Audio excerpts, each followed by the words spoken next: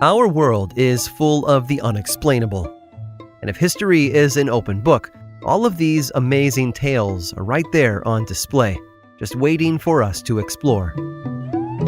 Welcome to the Cabinet of Curiosities.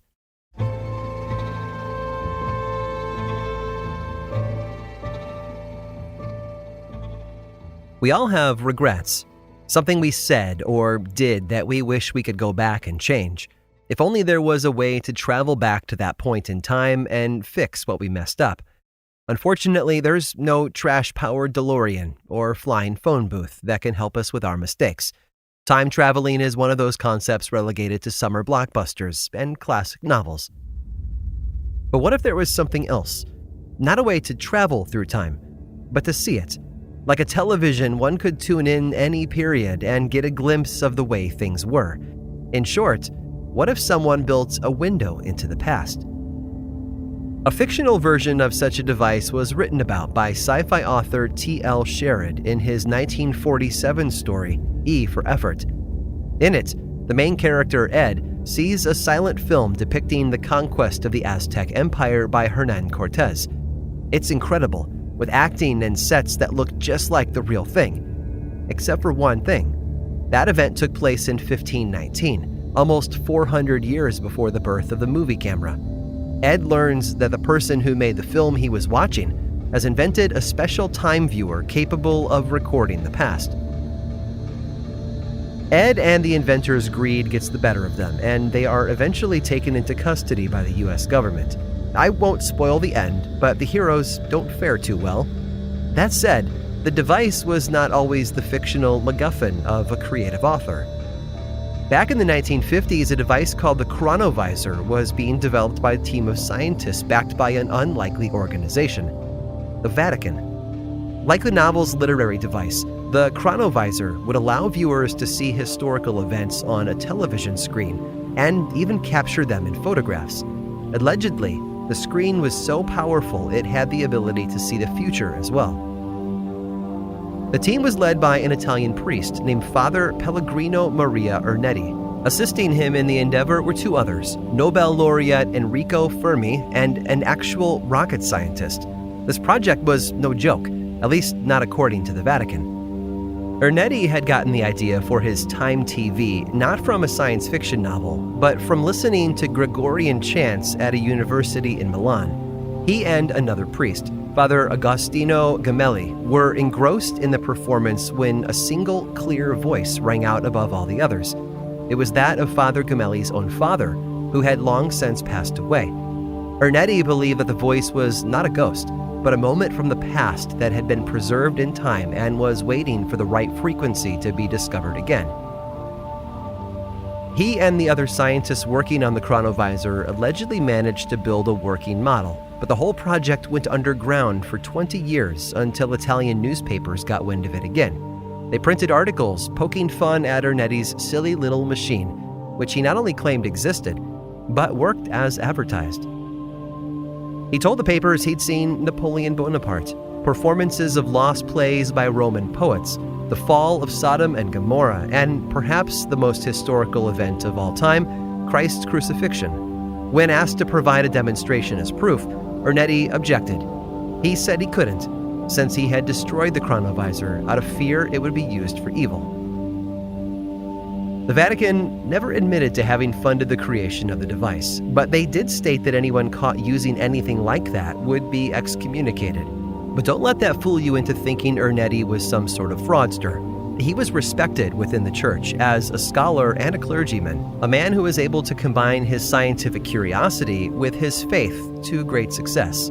He'd already performed comprehensive research on religious music and the acoustics of churches and cathedrals before he ever started working on a time viewer. Ernetti passed away in 1994, swearing with his dying breath that the chronovisor was real and it did work. And he might have been right. One theoretical physicist from the University of Connecticut has spent his life trying to build a time machine in order to reunite with his late father. He claims it's possible, and though he hasn't been successful yet, he's certain someone, somewhere, will eventually build one. Or maybe they already have, far off in the distant future. If so, we'll never know it, but to those watching, it will most likely be an instant classic.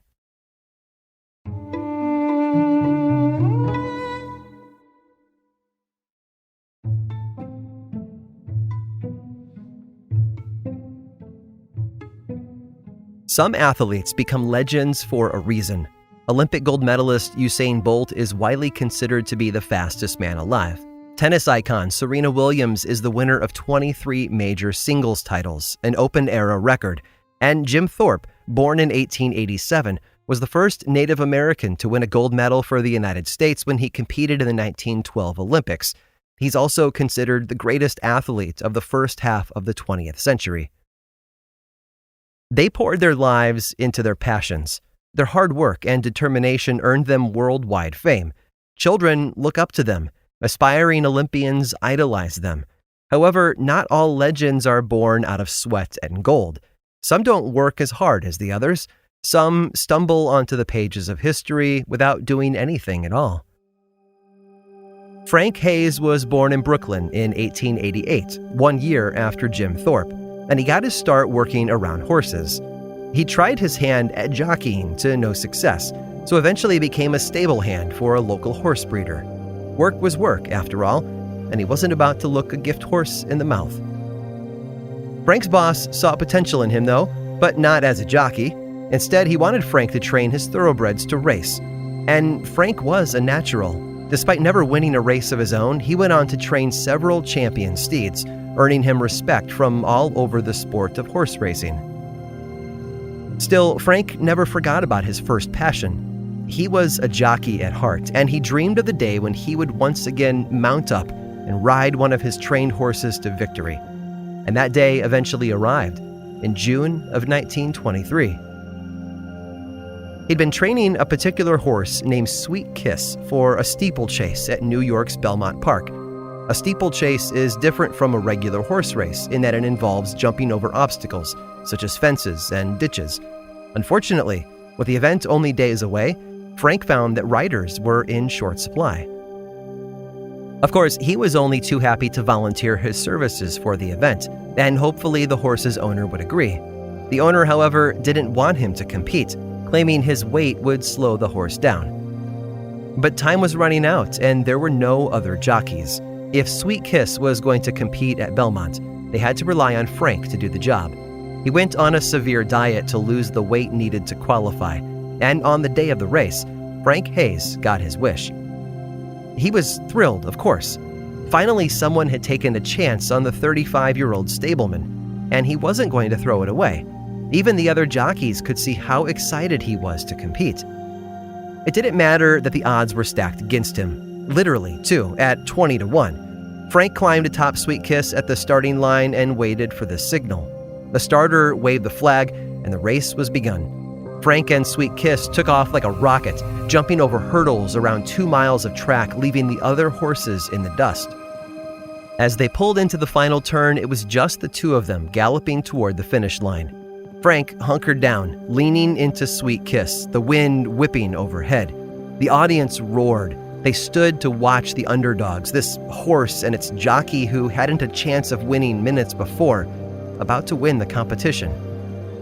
They crossed the finish line to deafening cheers, and Sweet Kiss gradually slowed to a stop over another 100 yards.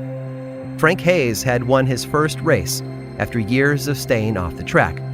The horse's owners and the people in the stands all ran down to meet him, to congratulate him for what he had accomplished.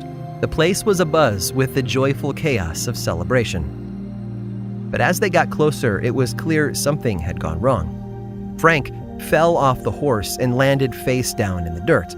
Almost immediately, Dr. John Voorhees, the track physician, hurried over to see what had happened, and the news he delivered to the others was bad. Apparently, Frank's excitement got the better of him.